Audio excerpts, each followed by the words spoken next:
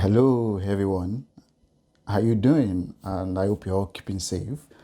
I know, we are all so much looking forward to next month, April, for the announcement of the admission results and also the scholarship results. It's one of the highlights of the year for us in this community when we get to hear people, telling us about how they've got a scholarship and all. April is usually the month for us. And at this point, if you applied, in the last application round, at this point, there's really not much you can do, at this point in the process. You've done all your best. You've put in all your best. You've done whatever it is you needed to do. You've, put in the best effort. You've run around your university trying to get a transcript. You've submitted your documents. You've paid your application fees. You've saved your money. You've paid the application fees. You've done. You've gone through the rigors of trying to draft motivation letters, getting the reference letters.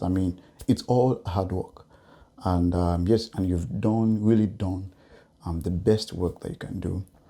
And we are just hoping that by next month, that many members of our community will be celebrating their scholarship win. Studying abroad is worth every effort. I'm speaking from personal experience here. When you travel out of your country to study, especially maybe in Europe or North America, or maybe Australia or New Zealand, there are opportunities that that just come up, that you just begin to see when you study outside the country. A lot of different options are just available to you that were not available before you decided to come study outside the country. For example, when you study in Sweden, or any other country like that, the US, Canada, there are a lot of options that you could consider. You could decide, okay, that you want to get a job in that country, or maybe you want to get a PhD, you want to go for a PhD in that country.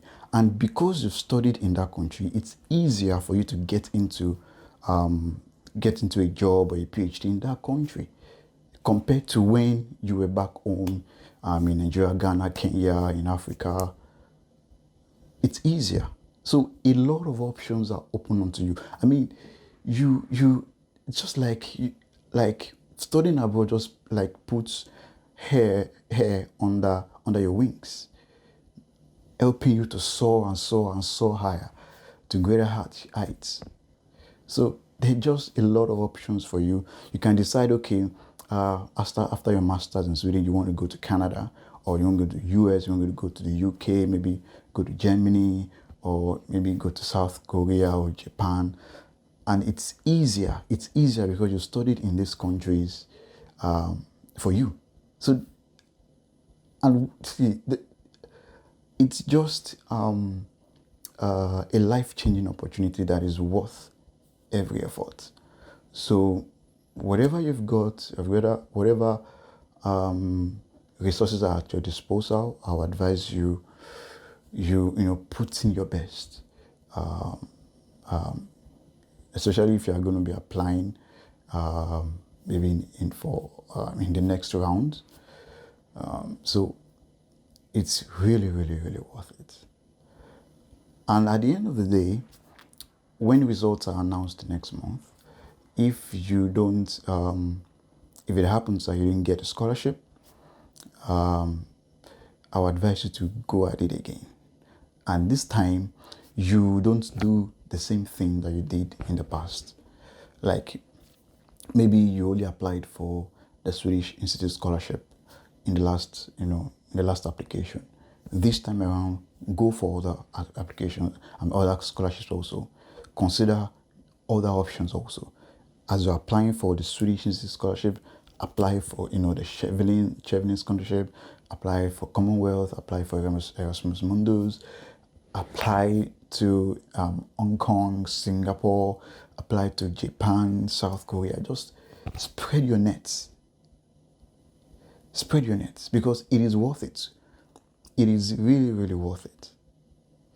All right.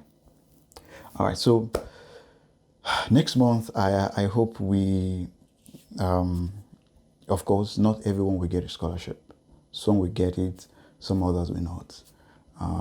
But as I said, it's not the end. Don't consider it the end. I understand that you would have, spent a lot of money in the process, and especially the application fee. But I wouldn't want you to see it as a waste because you've learned in the process. You've learned how to apply for these things in the process. You've learned how to draft good motivation letters. You've learned what your reference letters should look like. You've learned a lot in the process by doing it by yourself. And it's that experience that you can put into other applications also. And, a lot of different members of this community, some of them didn't get the Swedish History Scholarship, but they got other scholarships. They got the MasterCard Scholarship for Canada. They got Erasmus Mundus for, European Masters. They got Commonwealth, they got Chevening. So whatever you've learned as a member of this community, you've learned a lot. And I can assure you of that. You've learned a lot. You can put the same knowledge, the same experience into other applications and, and get what you were looking for. All right? I wish everyone success in all your life endeavors and continue staying safe. Bye.